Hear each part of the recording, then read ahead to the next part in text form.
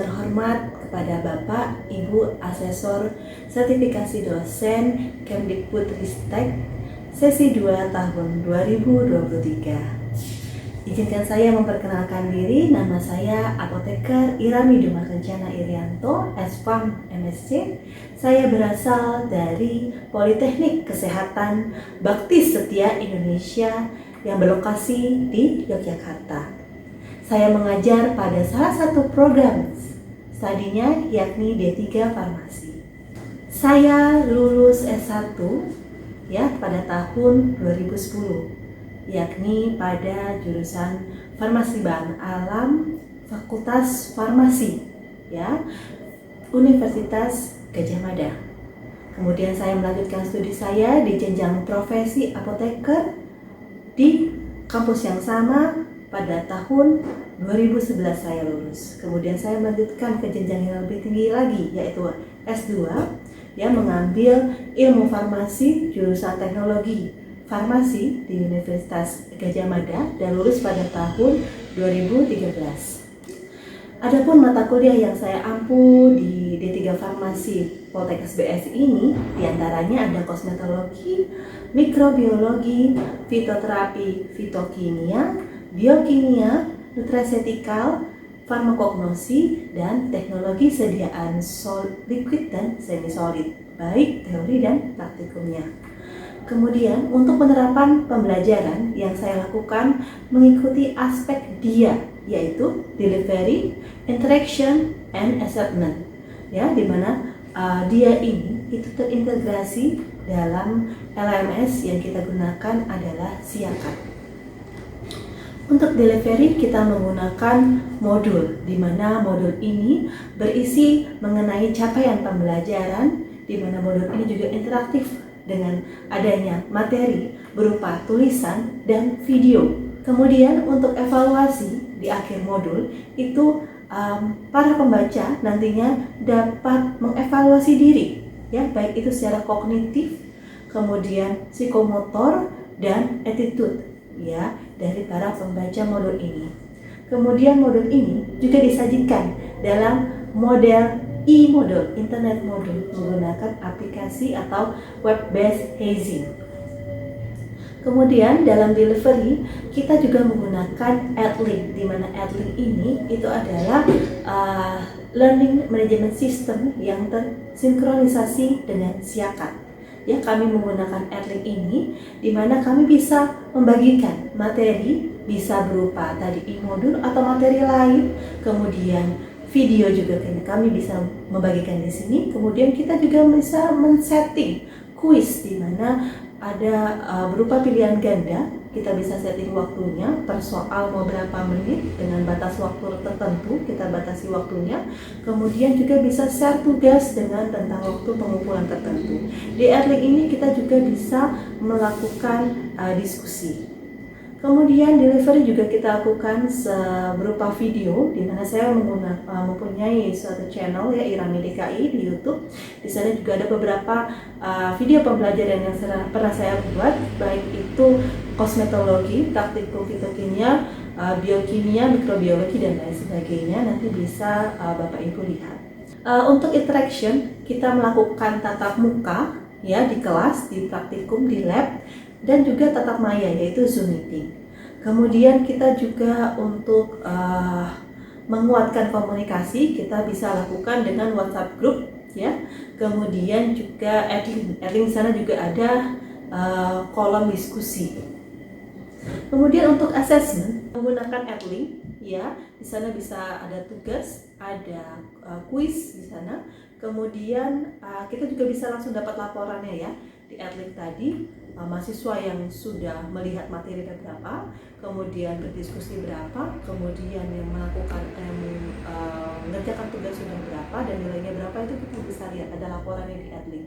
Kemudian untuk quizzes itu menggunakan web base dari quizzes.com. Di sana sudah berapa kali saya melakukan ada kosmetologi, biokimia, dan lain sebagainya. Kita bisa meng-create quiz yang menarik di situ dan menegangkan, di mana mahasiswa itu sudah harus menguasai materinya terlebih dahulu baru mengerjakan kuis tersebut, karena kita setting per soal 1 menit dan itu ada musiknya, jadi lebih seru ya. Harapannya mengerjakan kuis dengan menyenangkan. Kemudian dan membuat penasaran ya. Kemudian untuk assessment itu kita menggunakan e-learning ya, ada CBT di mana fokus di Poltekkes BSI. Nanti kita akan mendapatkan laporan berupa nilai yang kita bisa olah, kemudian kita masukkan ke dalam Siakat. Kemudian nanti dari Siakat kita akan dapat laporan berupa BAP dan penilaian. Nah, untuk mata kuliah yang akan kita tampilkan nanti sebagai teaching untuk materi Serdos ini adalah mata kuliah kosmetologi teori ya, di mana materi kosmetologi ini merupakan materi non kompetensi D3 farmasi yang diadakan pada semester 5 kurikulum mulai dari tahun 2020-2022 hingga saat ini ya. Kemudian kosmetologi ini juga bisa diambil baik itu kelas reguler, kemudian RPL ataupun kelas karyawan.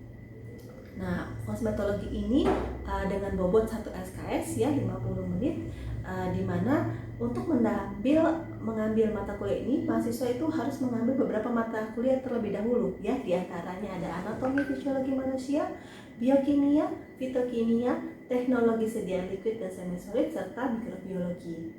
Nah, mata kuliah kosmetologi ini itu akan membahas tentang pengetahuan dan prinsip dasar sediaan kosmetika tradisional, ya, klasifikasi kosmetika, kegunaan dan efeknya, kemudian ada faktor-faktor yang mempengaruhinya, kemudian sediaan apa saja yang bisa digunakan, cara pembuatan dan bagaimana evaluasinya, bagaimana permasalahan yang ada, serta perundang-undangan atau regulasi dari kosmetika itu sendiri, di mana nanti terangkum dalam suatu RPS yang kita tampilkan ini, di mana ada CPL Prodi dan capaian mata kuliah ya. Capaian mata kuliah dari kosmetologi ini adalah mahasiswa mampu menjelaskan dan mengelompokkan bahan-bahan untuk kosmetika dengan kinerja berindividu ya, kinerja individu bermutu, terukur dan menghindari plagiasi serta mempresentasikannya dengan tanggung jawab. Ya, untuk mata kuliah ini itu akan diadakan 16 kali pertemuan termasuk UTS dan UAS, di mana dalam 16 kali pertemuan itu terbagi atas 10 materi. Ya, untuk pustaka yang digunakan selain ada pustaka berupa textbook, juga merujuk pada publikasi dari saya selaku dosen pengampu dan rekan saya. Ya, di sini kami berdua selaku dosen pengampu kosmetologi juga melakukan penelitian bersama dan publikasi bersama, sehingga publikasi tersebut kita jadikan sebagai sumber pustaka dalam menyusun modul dan materi kuliah kosmetologi ini. Kemudian yang nanti akan kita tampilkan pre-teaching itu adalah pertemuan kelima mengenai skin whitening atau pemutih kulit ya. Nantinya harapannya mahasiswa itu mampu mengevaluasi obat sintetik dan bahan alami yang berpotensi sebagai skin whitening. Untuk mata kuliah ini dan nantinya untuk mendapatkan nilai akhir itu ada aktivitas partisipatif itu sebesar 10%, ada hasil proyek 5%, kognitif yaitu tugas 10%, kuis 5%, dan UTS UAS masing-masing 35%. Itu nanti dari 16 kali pertemuan. Kuliah kosmetologi ini itu sangat dibutuhkan dan sangat penting. Kenapa? Karena mata kuliah ini merupakan mata kuliah yang aplikatif dan komprehensif ya, yang sesuai dengan visi misi Poltekkes D3 Farmasi Poltekkes BSI, yakni apa? Yaitu unggul pada bidang pelayanan farmasi komunitas dan teknologi bahan alam yang dijiwai nilai moral dan berdaya saing global pada tahun 2030. Visi dari pembelajaran kami yakni menyediakan media dan proses pembelajaran yang interaktif, inovatif, kreatif, dan menyenangkan, sehingga mahasiswa dapat aktif, kreatif, terampil, dan dapat mencintai mata kuliah ini. Berikut peer teaching mata kuliah kosmetologi. Selamat menyaksikan. Baik, bismillahirrahmanirrahim. Assalamualaikum warahmatullahi wabarakatuh. Selamat malam semuanya. Terima kasih atas kehadirannya di perkuliahan kosmetologi ya. Hari ini kita pertemuan kelima mengenai skin whitening. Ada yang pernah dengar kata skin whitening? Atau baru pertama kali ini? Sudah pernah, Bu. Itu serangkaian dari kosmetik kecantikan sepertinya. Oke. Nah, biasanya kalau lihat skin whitening kita pernah lihat ini ya. Pernah lihat iklan seperti ini, putih selamanya dalam 1 detik. Ya? Pernah pakai krim pemutih?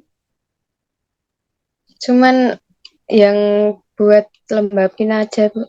Melembabin aja. Tapi ternyata di luar sana tuh beda ya gitu ya. Karena ada juga yang termakan iklan sehingga mereka pingin gitu ya. Mereka pingin wajahnya itu lebih cerah. Nah, seperti itu. Nah, makanya hari ini kita mempelajari bagaimana cara kita mengevaluasi ya. Kira-kira adakah obat sintetik atau obat alami yang berpotensi sebagai skin whitening. Nanti kita akan bahas bagaimana ya cara kita menentukan ya apakah suatu bahan itu dia berpotensi untuk sebagai skin whitening. Nah, gimana cara mengevaluasinya juga. Nah, kemudian nanti kita akan pelajari tentunya mengenai definisi skin whitening. Kemudian bagaimana terjadinya pigmentasi kulit. Nah, apa itu pigmentasi kulit dan bagaimana cara mencegah hiperpigmentasi kulit. Kemudian bahan-bahan apa saja nanti yang berpotensi sebagai skin whitening. Nah, ini ada beberapa referensi. Ini penelitian-penelitian yang pernah kami lakukan, juga pernah kita bahas kemarin ya. Mbak Anes pernah dengar pigmentasi apa Mbak Anes? Setahu saya tuh pigmentasi itu Bu mempengaruhi warna kulit nanti. Kalau misalnya nanti dia hiperpigmentasi dia bisa jadi agak gelap. Nah ya betul ya. Nah pigmentasi itu terjadi karena apa? Ada yang pernah tahu? Mbak Karunia mungkin pernah dengar? Kenapa kok bisa terjadi pigmentasi? Belum tahu ya.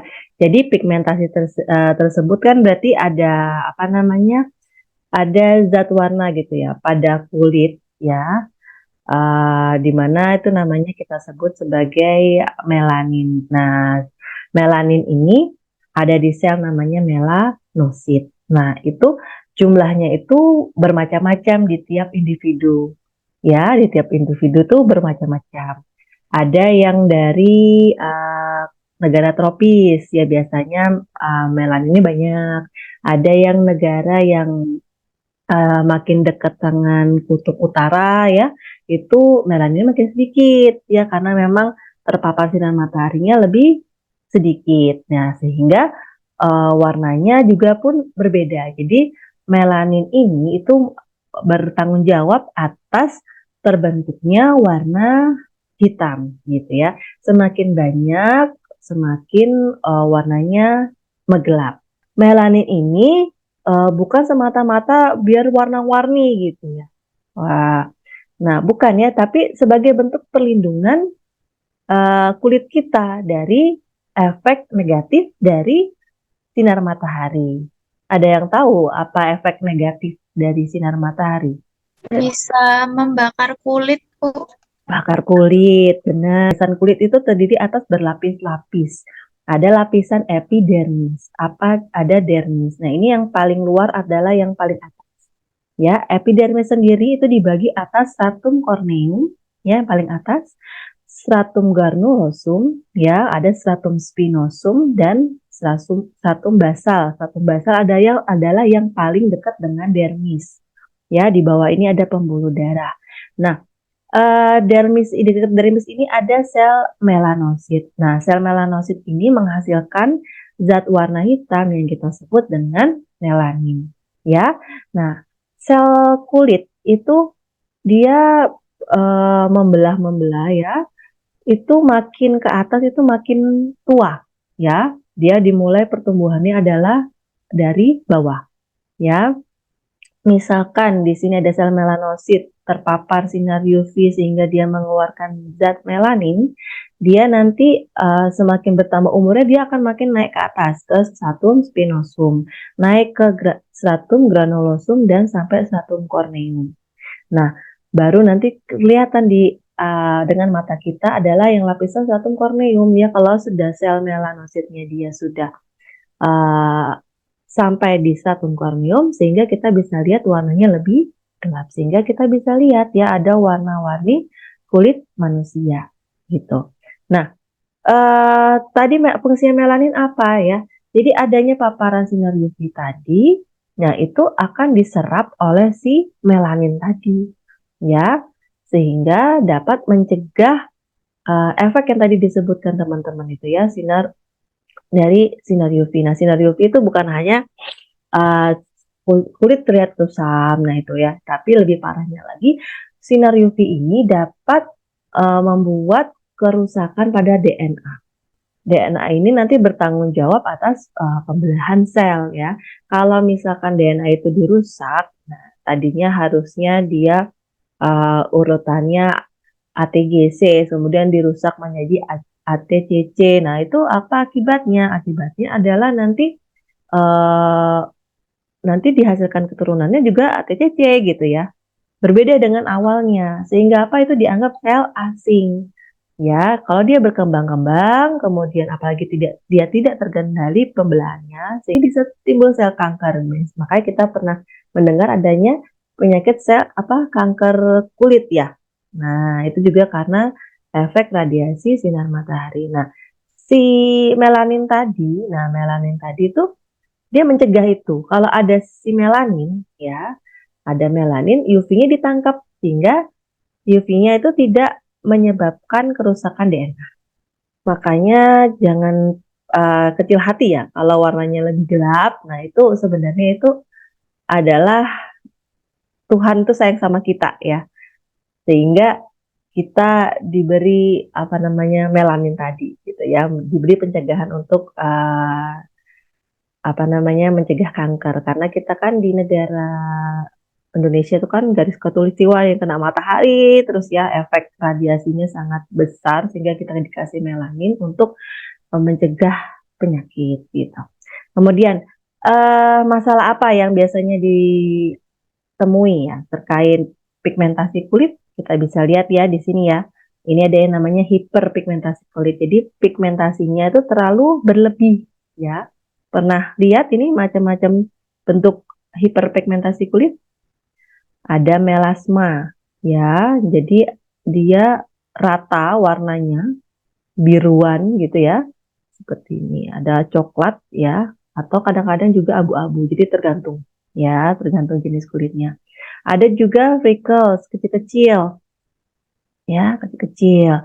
Kemudian ada juga yang bekas jerawat. Mungkin teman-teman ini yang masih muda sering mengalami ini ya, PIH ya, post inflammatory hyperpigmentation. Ada juga kalau ini black spot ini yang sudah menua gitu ya. Ada hal yang bisa kita lakukan ya untuk mencegah adanya hiperpigmentasi kulit tadi ya, dengan cara kita mencegah pengeluaran melanin tadi. Nah, melanin ini itu terbentuk karena kita punya tirosin.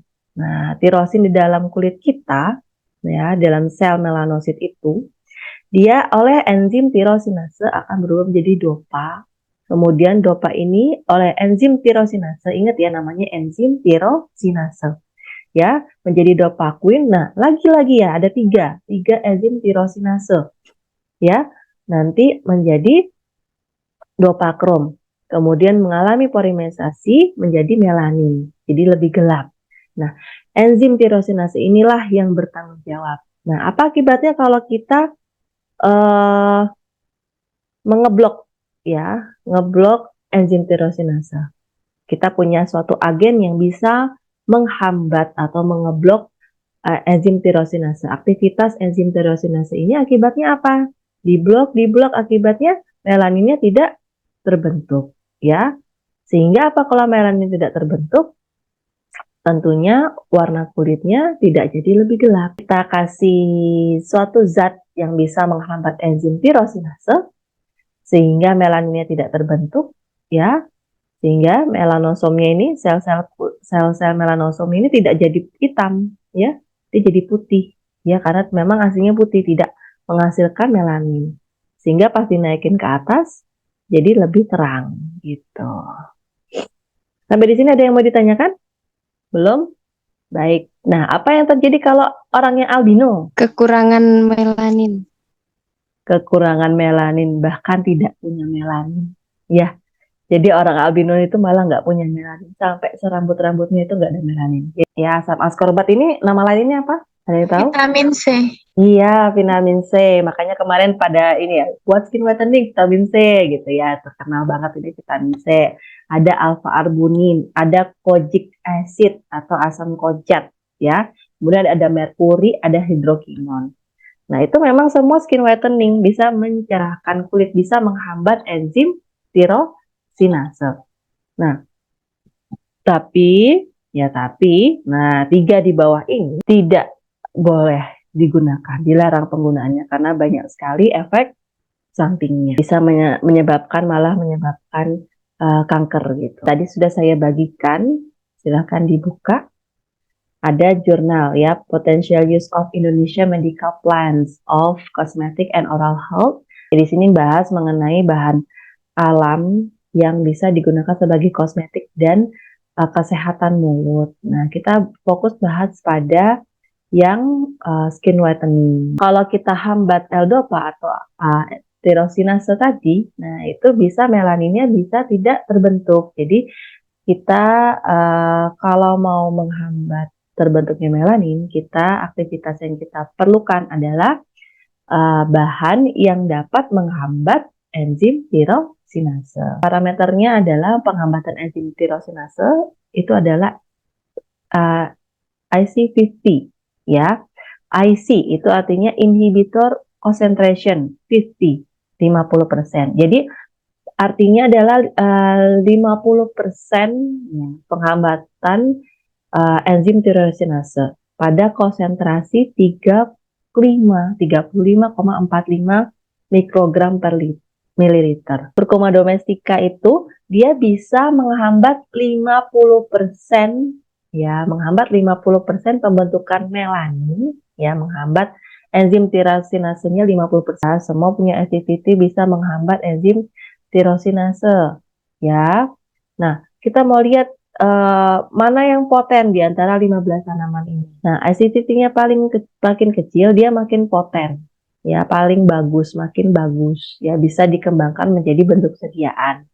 Ya, nanti ya, dari hasil penelitian ada review oleh batubara ini ternyata acidity dari Curcuma domestica kunyit itu yang paling rendah ya. Makanya zaman dulu itu para putri ya, keraton itu banyak yang menggunakan kunyit ya sebagai lulur ya untuk mencegah hiperpigmentasi kulit.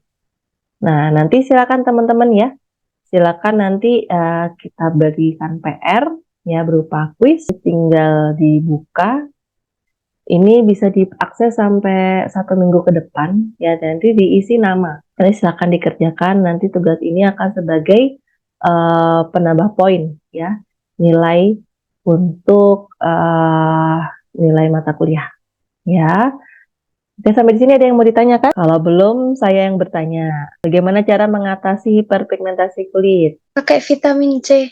Pakai vitamin C. Vitamin C karena vitamin C tadi bisa apa? Memutihkan. Memutihkan dengan cara menghambat Enzim tiro enzim tirosinase. Iya, iya, tirosinase ya. Kemudian, bagaimana cara menentukan suatu bahan berpotensi sebagai skin whitening agent? Parameter apa tadi namanya? Yang di jurnal tadi? Lupa? IC? IC 50. Iya, IC50, IC50, IC50, IC50 gitu ya. Semakin IC50-nya makin rendah, maka dia makin apa? Makin bagus, makin dipilih atau makin tidak dipilih? makin dipilih. Makin dipilih ya, IC50-nya makin kecil, makin dipilih, makin berpotensi. Nah, ini yang sering keluar di ujian nih. Apa saja bahan skin whitening yang dilarang penggunaannya? Merkuri. Merkuri, apalagi selain merkuri? Hidroquinon. Hidrokinon, apalagi satu lagi? Asam kojic acid ya, asam kojic. Ini yang bisa kita rangkum ya untuk hari ini ya. Hiperpigmentasi kulit dapat diatasi dengan suatu bahan yang mampu menghambat enzim tirosinase dengan parameter IC50 ya. Semakin kecil IC50 suatu bahan, maka semakin berpotensi sebagai skin whitening. Nah, ada beberapa bahan seperti hidrokinon, merkuri, dan asam kojic atau kojic acid itu merupakan bahan skin whitening yang dilarang penggunaannya karena bersifat karsinogenik, kecuali dalam pengawasan dokter ya, mungkin bisa digunakan. Ini ada modul ajar yang sudah saya bagikan linknya di grup. Nah, itu sebagai bahan ajar buat teman-teman, nanti kalau lupa apa saja yang saya sampaikan bisa dibaca. Di sana lebih detail ya, nanti silakan dibaca dan ada beberapa latihan soal juga di sana. Karena waktu kita juga sudah habis, mungkin kita cukupkan atau ada yang mau disampaikan? Ibu, izin Iya? bertanya. Oh Nah, iya. sebelumnya saya mohon maaf tidak bisa on cam karena sinyal saya tidak memadai. Ibu tadi kan ada 3 bahan yang dilarang, salah satunya adalah kojic acid.